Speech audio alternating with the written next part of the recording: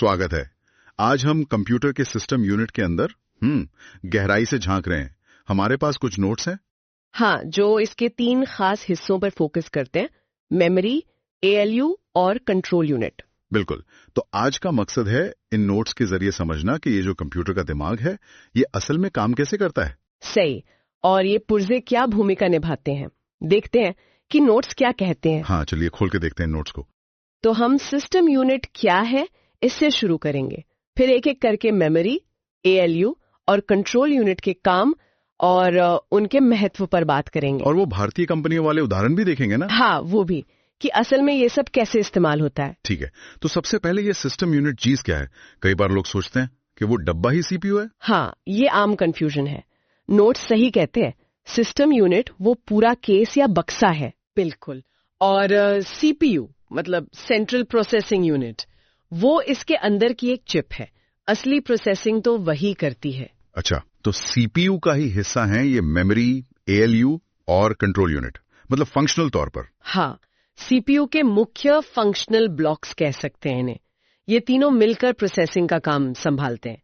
System unit in सबको और बाकी जरूरी चीजों को एक साथ रखता है। समझ गया। चलिए तो फिर मेमोरी से शुरू करें। नोट्स कहते हैं ये स्टोरेज एरिया है। हाँ, जहाँ डेटा और निर्देश रखे जाते हैं जिनकी जरूरत कंप्यूटर को काम करने के लिए पड़ती है। और 2 तरह की मेमोरी बताई है, रैम और रोम। बिल्कुल। रैम यानी रैंडम एक्सेस मेमोरी, ये अस्थायी है, मतलब वॉलेटाइल। बिजली गई तो डेटा गया। सही।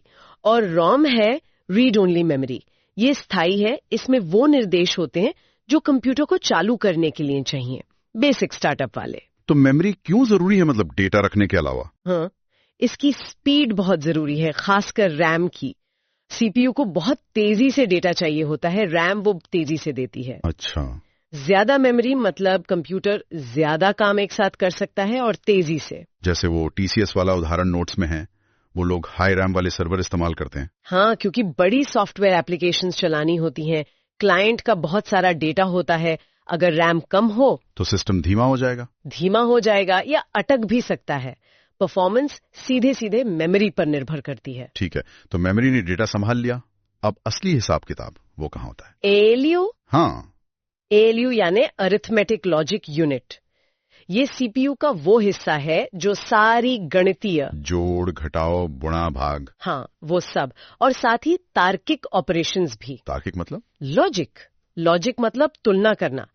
जैसे क्या ये वैल्यू से बड़ी है, क्या दोनों बराबर है, या पासवर्ड सही है या नहीं, ये सारे फैसले एएलयू लेता है। ओह, तो ये सिर्फ कैलकुलेशन नहीं करता, फैसले भी लेता है। ये दिलचस्प है। बहुत जरूरी है ये। कोई भी प्रोग्राम चलाते वक्त, चाहे वो एक्सेल में नंबर जोड़ना हो या गेम में कंडीशन चेक करना, एएलयू ही काम करता है। जैसे वो इन्फोसिस का उदाहरण है नोट्स में, फाइनेंशियल सॉफ्टवेयर में ब्याज, ईएमआई, टैक्स कैलकुलेशन। हाँ, वो सब तो गणितीय काम हो गया, लेकिन सॉफ्टवेयर को ये भी तो तय करना होता है कि अगर बैलेंस कम है तो अलर्ट भेजो, अगर यूजर एडमिन है तो एक्सेस दो। अच्छा, ये अगर तो वाले फैसले एएलयू की लॉजिक यूनिट करती है। बिल्कुल, बिना इसके सॉफ्टवेयर स्मार्ट नहीं बन सकता। ठीक है, मेमोरी हो गई, एएलयू हो गया। अब तीसरा, कंट्रोल यूनिट, सीयू। नोट्स में लिखा है ट्रैफिक पुलिस। हाँ, ये समझाने का अच्छा तरीका है। कंट्रोल यूनिट सारे ऑपरेशंस को मैनेज और कोऑर्डिनेट करती है। मतलब वो मेमोरी, एएलयू और बाकी इनपुट आउटपुट डिवाइस को बताती है कि कब क्या करना है। सही। वो सिग्नल भेजती है, निर्देशों के फ्लो को कंट्रोल करती है, सुनिश्चित करती है कि सब कुछ सही क्रम में हो। ट्रैफिक पुलिस से भी ज्यादा कॉम्प्लेक्स लग रहा है ये तो। हाँ, इसे एक ऑर्केस्ट्रा कंडक्टर की तरह सोच सकते हैं। कौन सा इंस्ट्रूमेंट कब बजेगा, कितनी तेजी से बजेगा, ये सब कंडक्टर तय करता है। वैसे ही सीयू तय करता है कि डेटा कब मेमोरी से लेना है, कब एएलयू को भेजना है, कब रिजल्ट वापस मेमोरी में डालना है। इसके बिना तो कंप्यूटर को पता ही नहीं चलेगा कि अगला कदम क्या है। बिल्कुल नहीं, सब अस्त व्यस्त हो जाएगा। जैसे फ्लिपकार्ट वाला उदाहरण, ऑर्डर आता है तो सीयू ही सब संभालता है। हाँ, ऑर्डर की डिटेल मेमोरी से लेना, इन्वेंट्री चेक करने के लिए एएलयू को सिग्नल देना, स्टॉक है या नहीं ये लॉजिक से तय करना, फिर पेमेंट सिस्टम को एक्टिवेट करना और आखिर में डिलीवरी वालों को निर्देश भेजना। ये पूरा फ्लो सीयू कंट्रोल करता है। वाह, ये तीनों हिस्से मिलकर ही काम करते हैं। यही तो बात है। मेमोरी डेटा रखती है, ALU प्रोसेस करता है और कंट्रोल यूनिट सबको सिंक्रोनाइज करता है। तो संक्षेप में ये तीनों मिलकर सिस्टम यूनिट को कंप्यूटर का प्रोसेसिंग कोर बनाते हैं। बिल्कुल, और ये एक दूसरे पर पूरी तरह निर्भर है। मेमोरी के बिना ALU बेकार, ALU के बिना मेमोरी का डेटा सिर्फ स्टोर्ड है और CU के बिना दोनों में कोई तालमेल नहीं। ये टीम वर्क ही कंप्यूटर की ताकत है। सही कहा। अंत में एक सवाल जो इन नोट्स को पढ़कर मन में आता है।